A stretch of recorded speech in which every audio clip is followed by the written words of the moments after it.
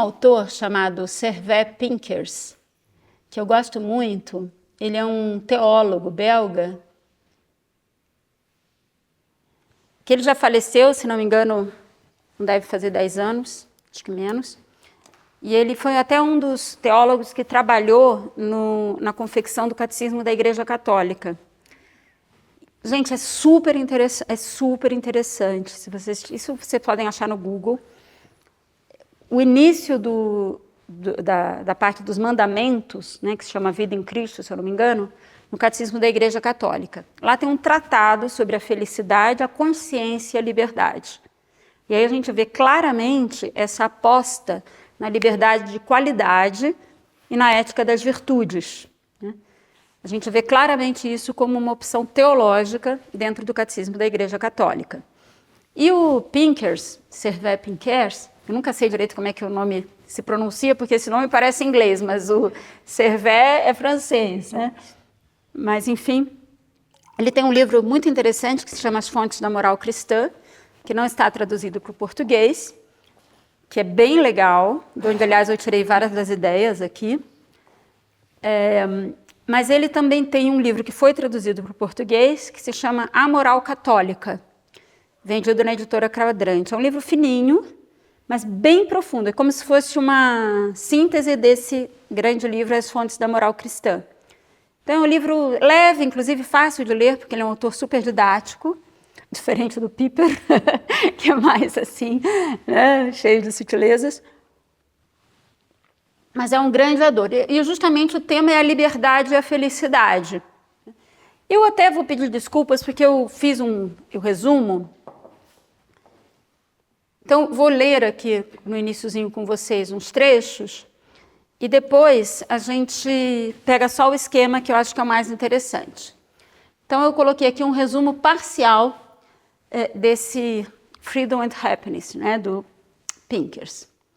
E o prefácio é do MacIntyre, que é um autor que eu gosto muito, é um autor de raiz escocesa, mas que é professor da Universidade de Notre Dame, nos Estados Unidos, e também é um grande neo-aristotélico e é um grande filósofo.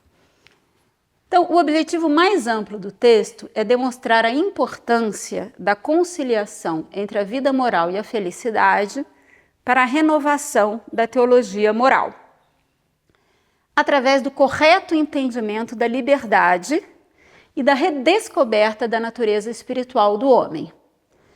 O autor, né, que é o Pinkers, encontra na origem da distância entre vida moral e felicidade uma concepção equivocada de liberdade, a liberdade de indiferença, que foi formulada no século XIV e influenciou posteriormente os filósofos, como Kant e também a moral católica.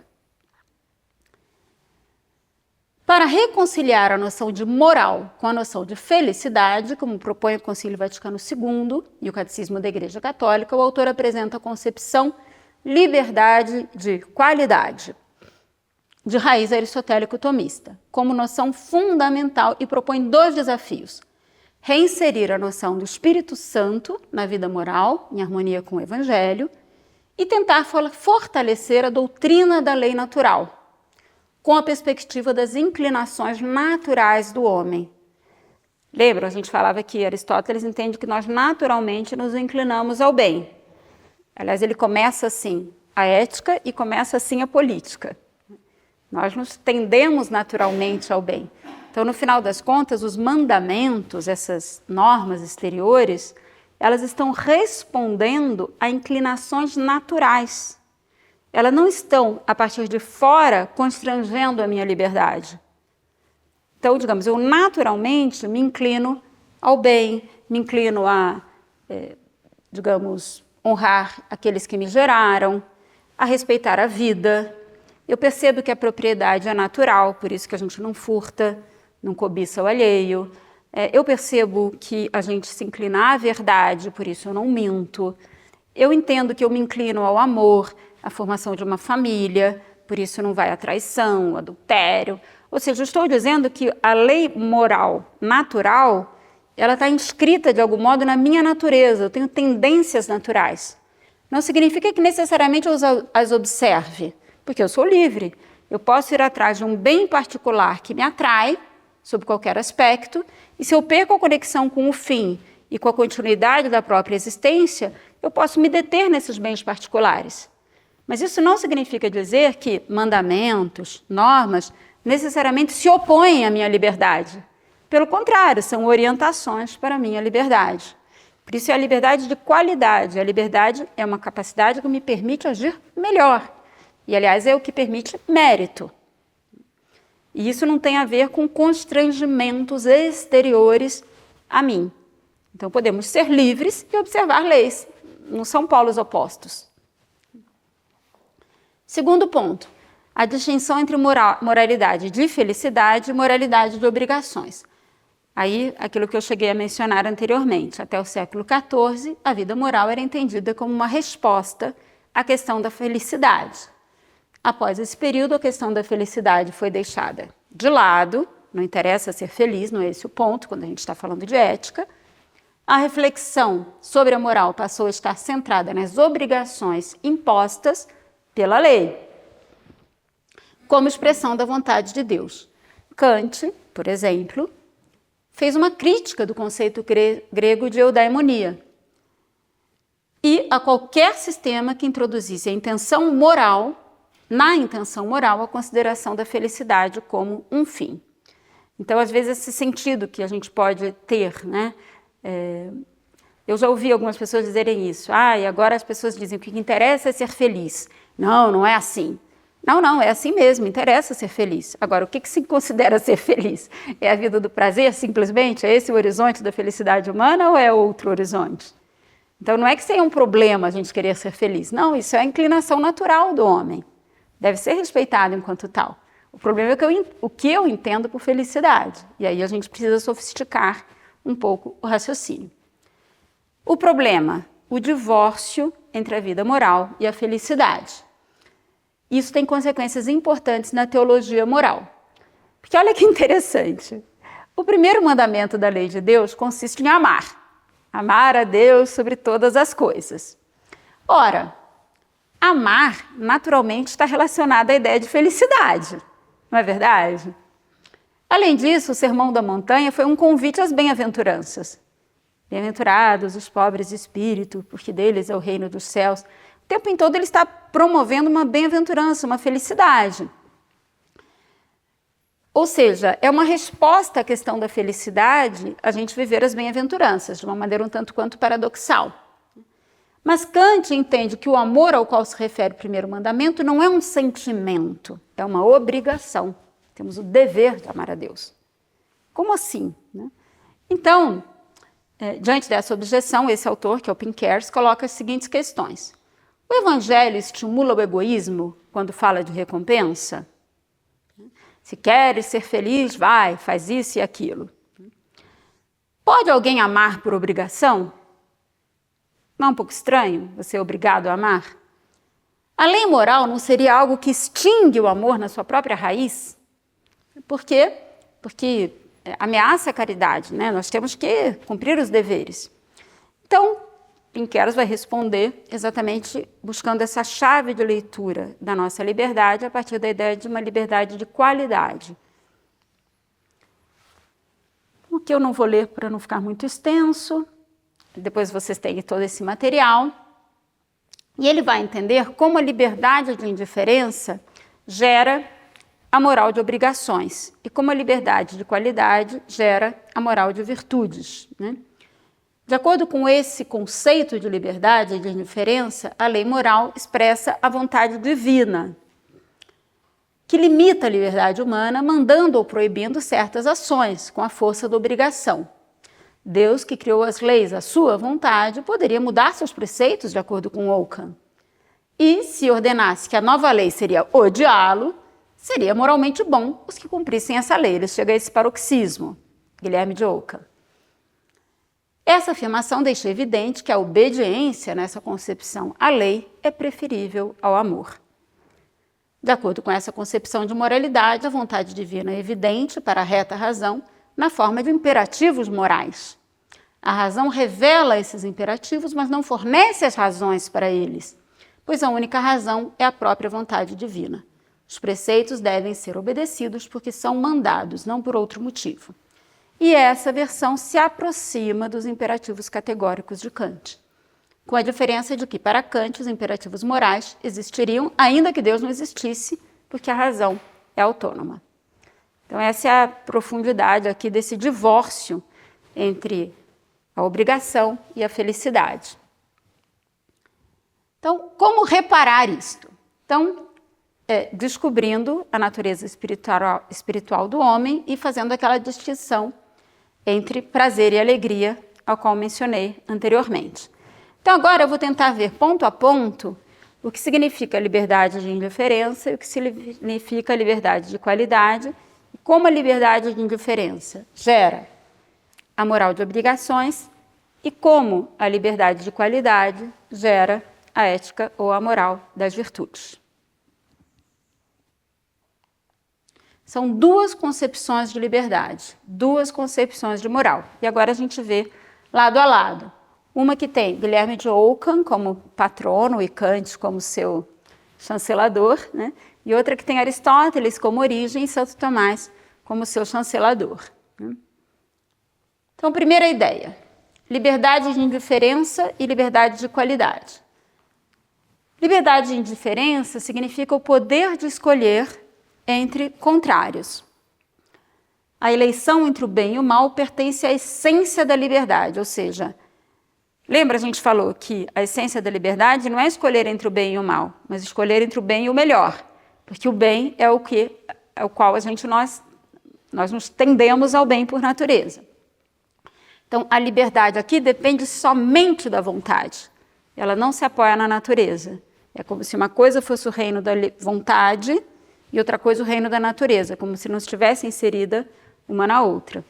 Já a liberdade de qualidade é o poder de praticar ações excelentes, uma capacidade de se autodeterminar àquele bem.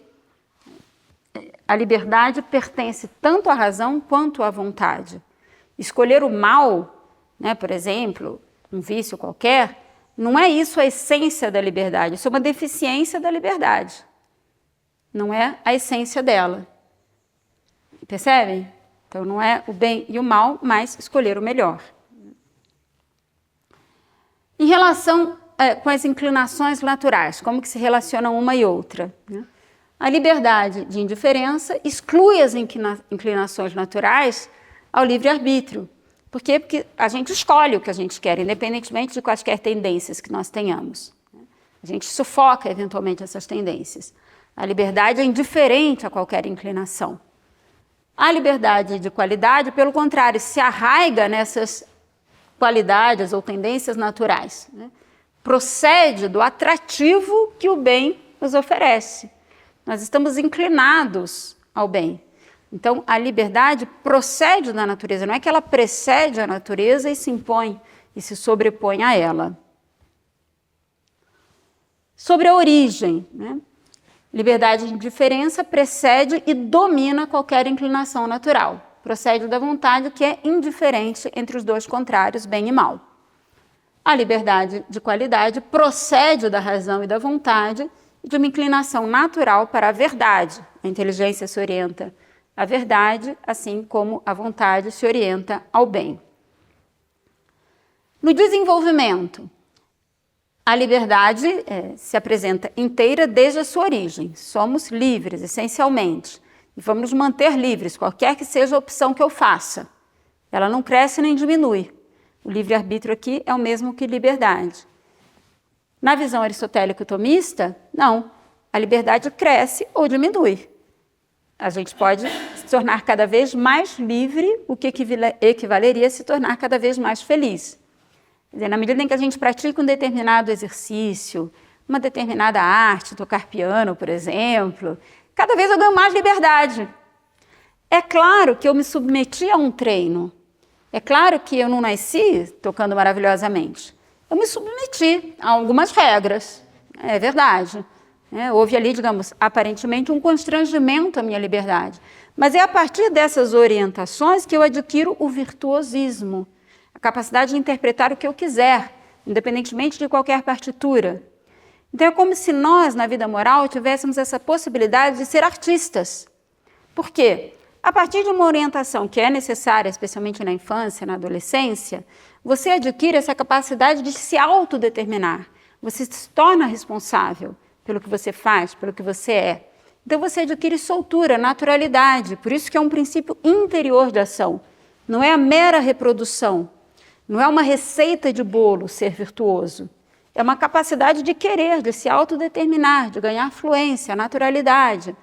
Mais ou menos como uma bailarina, né, que quando apresenta-se em um espetáculo, a gente nem percebe o esforço que supôs aquela agilidade, aquela naturalidade, aquela classe. Aquilo se tornou uma segunda natureza.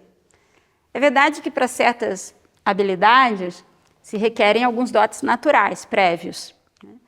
Por exemplo, para você talvez ser um grande pianista, né, não basta, né, ter uma educação adequada ou um treino.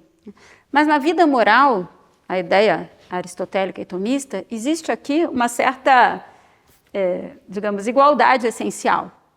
Porque todos nós, por sermos racionais, somos responsáveis pelas escolhas que a gente faz. Então podemos aprimorar o nosso próprio modo de ser. E podemos nos tornar mais livres, mais virtuosos, né? Adquirir essa facilidade, essa naturalidade. De tal modo que, eventualmente, a gente não observa a lei porque a gente percebe que naquela circunstância não é o melhor. Às vezes eu imagino assim, sabe, que a pessoa virtuosa, que tem essa familiaridade com o bem, que adquiriu essa liberdade de qualidade, é como aquele craque do futebol, que a gente não sabe exatamente como ele faz um golaço, né? Claro, há muito treino, há muita técnica por trás daquele desempenho maravilhoso, mas há fundamentalmente muita familiaridade com a bola. Então ele acerta, não se sabe como. Então, claro, na nossa vida, a gente vive mais ou menos isso. Estamos lá no meio do jogo, da partida. A gente tem que tomar muitas decisões no cotidiano. E as pessoas que acertam, que agem com sabedoria. E não necessariamente obedecendo, talvez, a uma receita de bolo, ou uma regra pré-determinada, porque elas enxergam além, enxergam mais longe. Então, percebem? Essa é a liberdade de qualidade, que cresce, que cresce. Exige um treino, não resta dúvida, todos nós. Mas não se reduz a virtude à repetição de determinados atos, porque a vida é sempre muito mais rica do que qualquer receita, do que qualquer, digamos assim, padrão de conduta. Né?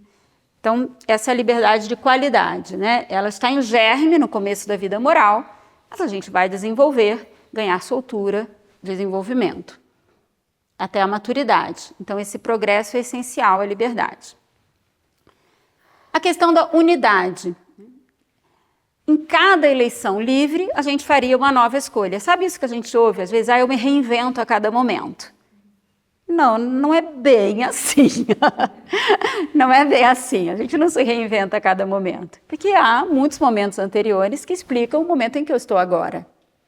Então, esse admitir que a nossa vida tem uma continuidade, uma responsabilidade do que eu faço agora com o que vem depois, significa dizer que a minha vida é uma unidade, é uma continuidade, é uma narrativa. Não é algo que acontece novamente a cada instante, uma nova possibilidade de escolha, sem ter em conta o passado. Por isso que a ideia de compromisso não briga com a ideia de liberdade.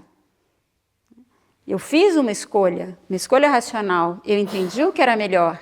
Agora eu me mantenho fiel a esse compromisso. Isso é próprio da maturidade. Então, então você não é livre? Não, você é livre. Porque vejam, a liberdade não é o mesmo que onipotência. Então não significa que do nada eu posso fazer qualquer coisa. Não é isso a liberdade. A liberdade é uma capacidade de se autodeterminar a um fim. Pois bem, eu escolhi um fim, eu percebi aquilo como um bem. Então eu sou fiel a esse compromisso e a minha liberdade se acrescenta. Isso me realiza enquanto pessoa, me torno real. Agora, se eu disser assim, não, eu quero ser livre, eu não vou escolher nada. Eu fiquei só na liberdade de indiferença, ou seja, eu não desenvolvi a minha capacidade de liberdade. Eu não sou mais livre porque eu não tenho compromissos. Eu sou apenas menos compromissado com a vida. Né? Só que a vida humana é uma narrativa. Não escolher é uma escolha, que tem consequências, querendo ou não querendo, no curto, no médio e no longo prazo. Então, essa capacidade de perceber a nossa vida como algo que se orienta para um determinado fim, que eu posso me orientar para determinados fins e fazer escolhas em relação a isso, pensando no que é melhor, tendo em conta as minhas capacidades naturais, tudo isso é o exercício da liberdade e é o exercício da felicidade, que inclui, obviamente, a necessidade de compromissos. Por quê? Porque a vida humana é uma narrativa.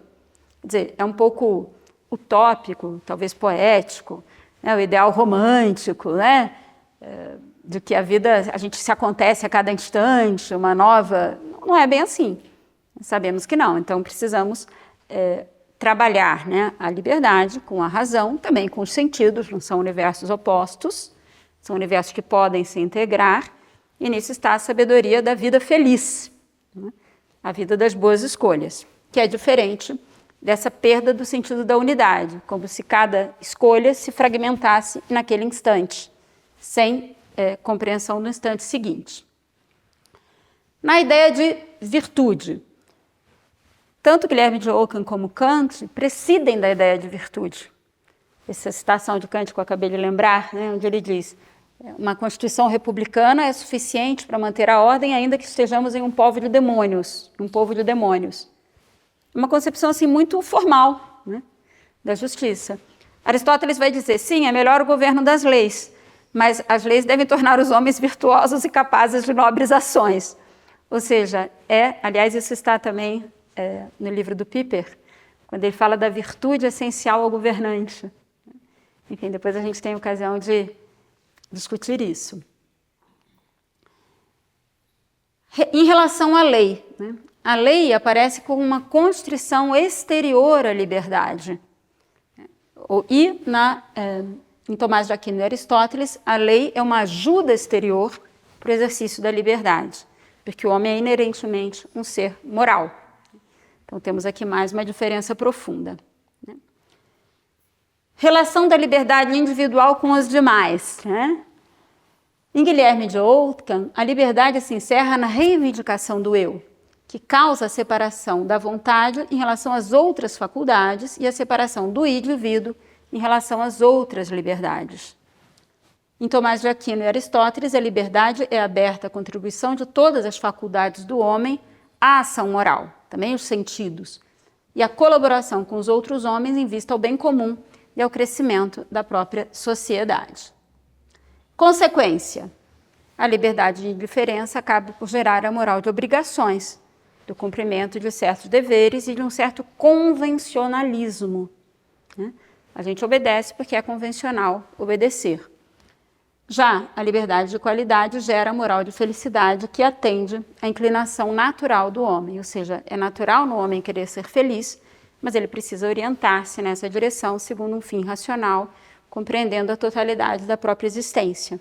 Então, são esses pressupostos filosóficos do que é o homem, do que é a liberdade, que explicam certas concepções de ética focadas no dever, na obrigação, e concepções de ética focadas na felicidade, a vida moral como um caminho para a felicidade. Porém, se a gente reduz a felicidade ao horizonte do prazer, a gente adota uma ética hedonista, que é contrária, ou utilitarista, contrária precisamente aos pressupostos kantianos. Percebem? Mas na tradição aristotélico-tomista, o prazer não é mau, não é contrário ao nosso dever. Apenas ele precisa ser integrado no todo da pessoa humana, assim como a pessoa humana se integra no todo da sociedade. É o que o Pinqueros coloca aqui. Bom, isso aqui é na instância de Rafael, lá da Capela Sistina, né? Ele representa as virtudes, né? Aqui é a temperança. Então, eu aqui só peguei um exemplo. Desculpem a letrinha pequena, mas eu também compartilhei com vocês, né? Então, como é que Santo Tomás estabelece o esquema das virtudes? Existe uma virtude cardial que exerce influência sobre várias outras virtudes menores. Cada virtude tem partes integrais, complementares, úteis ou necessárias que devem concorrer para o perfeito exercício daquela virtude. As partes potenciais são aquelas outras virtudes anexas à principal e se ordenam a atos secundários dela. E, finalmente, partes subjetivas subordinadas à virtude principal. É todo um esquema e o Piper segue. E, por outro lado, os vícios opostos. Então, aqui eu trouxe só um exemplo, como a gente vai percebendo que todas as virtudes elas acabam se apresentando a partir desse esquema. Então, por exemplo, a prudência, né, que a gente chegou a discutir no grupo, é o reto agir. Né? Vou aqui me colocar aqui. O bom senso, o equilíbrio, cuida do lado prático da vida, a prudência. Da ação correta e busca os meios para agir bem. A prudência coloca sua atenção na preparação dos fatos e eventos e nunca na precipitação, nem no improviso. Então, a pessoa prudente é aquela pessoa que escolhe os meios mais adequados para atingir determinados fins. Se opõe tanto à indecisão, à perplexidade, quanto à precipitação. Então, ele vai dizer, o que integra a virtude da prudência? Aí ele vai dizer, a circunspecção. Antes de você tomar uma decisão, olhe todos os aspectos, circunspecto. Olhe o entorno. Faz parte da decisão prudente dar esse passo prévio. Por outro lado, docilidade, ou seja, saber ouvir, às vezes saber pedir conselho, é uma parte integrante da virtude da prudência. Então, olhar, aconselhar-se e ser sagaz, né? Prestar atenção. Então, a pessoa prudente, ela é sagaz, ela é circunspecta, ela sabe pedir conselho. Tudo isso integra a virtude da prudência. Agora, além disso, ela também sabe julgar com bom senso. Não é todo o conselho que a gente aceita. Aliás, ela sabe também buscar a quem pedir conselho. Também isso faz parte da virtude da prudência. Então, subjetivamente, ela pode ser, digamos, orientada em relação a nós mesmos, em relação à arte de governar, à arte de julgar, como é importante a virtude da prudência.